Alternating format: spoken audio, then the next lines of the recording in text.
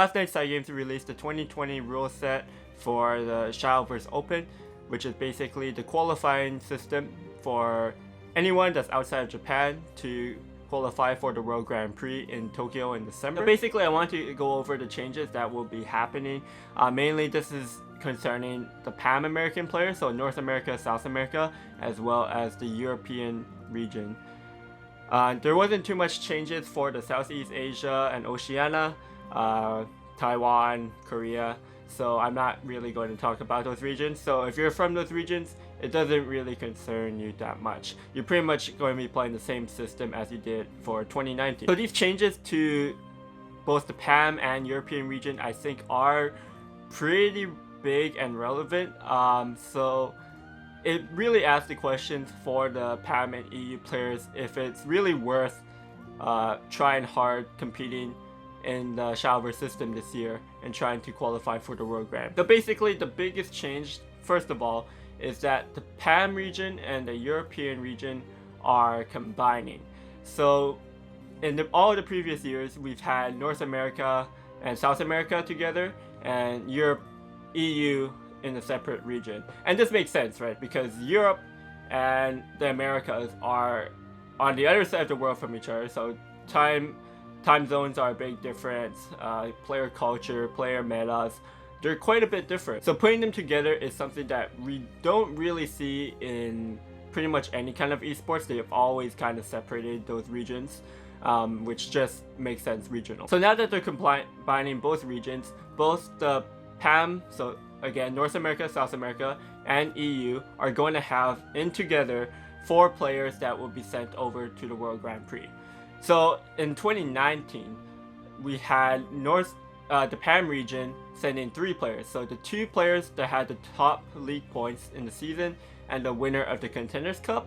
And for EU, they had 2 players that were sent to the World Grand Prix. One, the top point earner, plus the Contenders Cup winner. So altogether, if you look at 2019, PAM and EU had 5 players in total sending to the World Grand Prix. Now that's getting cut down to 4, so we're altogether sending 1 less player, as well as there is a potential. They haven't actually announced how they're going to spread out all the seats for the World Grand Prix yet, but my guess is that there's a potential possibility that we could possibly send 4 players from the PAM region, or just like 4 players from the EU region to the World Grand Prix. Is this much of a big deal? Not really, because all in all, both the PAM and the EU region, I would say, have a really relatively small competitive player base. So combining them just kind of adds the numbers together, just so you have consistent participation rates in the tournaments, as well as it doesn't really matter if you think about between PAM and EU. We're all human, we're all the same people. So sending 4 players from PAM or 4 players from Europe really doesn't matter in that sense. But the big deal is that we are sending 1 less player in total to the World Grand Prix. So in terms of actually qualifying for the World Grand Prix, it's kind of it's really a similar system. So every month there's going to be a monthly cup. However, now that we're combining the 2 regions, both EU and PAM are going to be playing in the same weekend. Doesn't really matter. So 1 monthly cup a month from January all the way to September, and it's going to be the same format. So best of 3 conquest format. You ban 1 deck, so you bring 3 decks, ban 1 in the banning stage, then you're playing 2, trying to win with both of those decks. They did change how the day 1 kind of works. So basically day 1 is a Swiss system. Depending on the number of players, they're going to have a certain amount of rounds in Swiss, but instead of like some kind of tie-breaking system, what it's going to be is XO. So say you go 6 rounds of Swiss. If you go 6-0, you make it to part 2 of day 1. Or if you go X1, so again, if it's 6 rounds of Swiss, if you go 5-1, you also qualify for the second part of day 1. And the second part of day 1 is basically just top 16. And that's just a single elimination round to get into day 2 for the top 8. And then top 8 single elimination. So it is really similar. The only real big difference is that sometimes in Swiss, First of all, top 16 gets potential to, because top 16 is now playing for a single elimination spot into day 2 for top 8. So that it kind of opens the opportunity for more players to get into the top 8, or if you think about it, some ways it's kind of easier to maybe get into top 8. I'm not too sure. And then there's also, like, based on your seeding from your total league points, you could get a higher seeding, which could possibly get you a bye. But I feel like getting a bye, it's really not going to happen too often in those cases. But again, going back to the Swiss, going XO or X and 1, basically it makes it a double elimination tournament, because if you go X2, then you're just automatically out of the tournament. So the big difference is that in previous tournaments in the past, if you've gone X2, there was a potential that your tiebreakers were good enough to get you where you wanted to be, I believe. Let me know if I'm wrong, because I think maybe if you're X2, you're completely locked out of top 8. But there are some situations where tiebreakers were a big deal, and what's the difference between top 8 or not. So having a straight cutoff in a sense is good, but in a sense you can't really get lucky. You have to be consistent and you have to win your rounds. In terms of timing sense, this is also kind of nice, because if you go X too early, then you can just go about with the rest of your day, although that kind of sucks. And you can't keep playing. I'm not sure if you get automatic. They haven't really clarified if you can, if you go X2 early, like say you start off your first 2 rounds 0-2, can you keep playing? Because if you keep playing, you could try. I'm pretty sure you can keep playing, because you could get more league points, and in the long run, league points do matter. With that being said, they are still doing the league point system, so a win gets you 1 league point, and then if you get into day 2 top 8, then you get 2 league points per win. So again, this is kind of like, you have to show up for every month, try to collect as many points as you can every month, and what they're going to do is the top point earner in the West, NA, SA, and EU regions. If you're the very top pointer out of all those regions, you get a direct invite to the World Grand Prix. For the other 3 slots that we have, they haven't officially announced how those slots are going to be distributed, but what it is basically, if you're second to, like, what is it? If you win the March, June, or September Cup, monthly cup, you get a direct invite to the Contenders Cup. And if you're from 2nd to 14th place on the league points leaderboard, you also get an invite to the Contenders Cup. So this time the Contenders Cup has 16 players. In the past it was 8 players. So basically, if you think about it, they just literally combined the EU and PAM region into one Contenders Cup. It probably saves them some money, and logistically it's probably a lot more easier for them to just combine the regions. But yeah, now we have a 16-player Contender Cup, and I would think that the top 3 slots, kind of like 2 years ago how they did the Contenders Cup, will get the slots to the World Grand Prix. But I think there is a possibility that what they do is 2 slots from the top 2 in the Contenders Cup goes to the World Grand Prix, and they might do like a wild card tournament. So just like it might be like a monthly cup or a special event where the winner of that event gets a direct invite to the World Grand Prix. Kind of similar to like the JCG, where it's like a big online tournament that gets you qualified.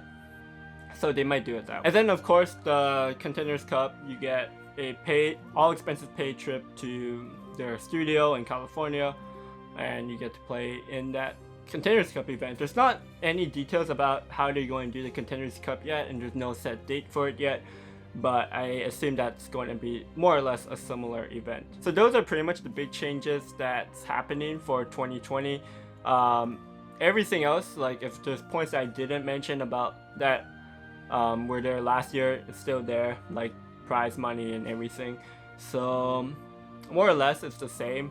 The only really big difference is that they're combining NA and EU regions. The way that they're doing the tournament slightly differently does matter a bit, but all in all, as long as you perform well, you could probably make it. As for myself, if I'm going to be competing competitively in Shadowverse in 2020, I'm definitely going to at least try a bit. I don't know if I'm going to try super hard like I did 2 years ago. 2019 I didn't try that hard because I was busy just enjoying life in Japan.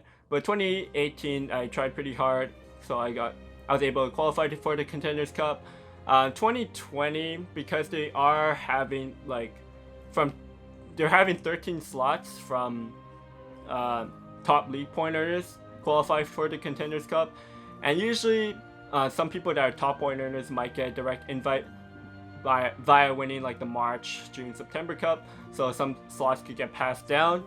I think it's very, very viable that I could qualify for the Contenders Cup this year if I participate in each event. Usually I could get decently consistent results, so I could just grind out enough points if I play in enough events. So I will probably try in these. It really depends though, because I am looking for like a full-time job. So if I get a full-time job, I'm still studying Japanese and everything. It might be a little bit hard to be really competitive.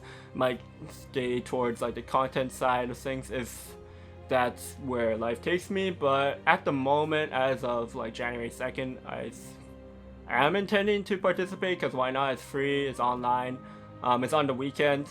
One thing I forgot to mention about the Open Cups are that they are starting at 4 p.m. UTC, which is basically 8 a.m. in Pacific Standard Time.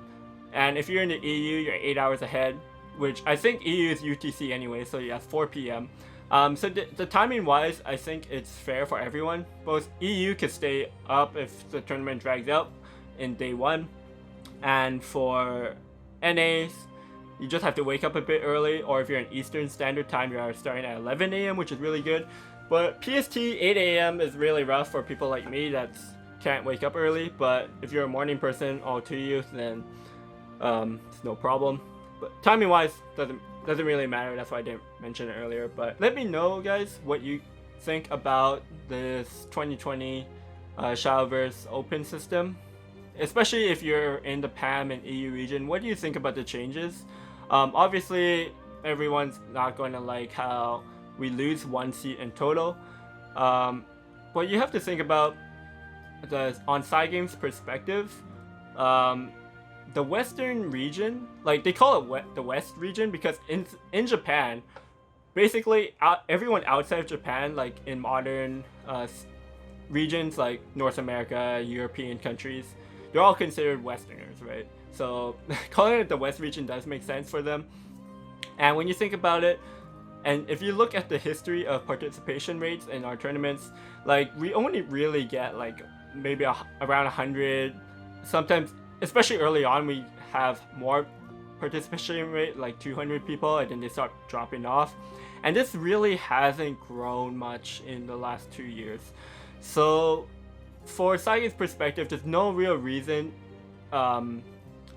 relatively speaking, to add more seats for our region, because the participation rate doesn't justify it. And even though we've had players that do well in the World Grand Prix, they make it pretty far, just the numbers rate doesn't justify having higher seats. So we have to kind of get it. If we want more seats in the future for the World Grand Prix, or we want more improvements to the system, we have to have more. We have to show more interest. I think we have to show more interest, more participation rate, get more players to compete. Otherwise, it's really hard for a company that's trying to make profit to really justify adding more to, I would say, the Western scene, in my opinion. So yeah, let me know in the comments what you guys think about these changes for 2020. Are you going to be participating in the SVO or not? And let me know why. That's it for this video. Thanks for watching, guys. See you guys next time.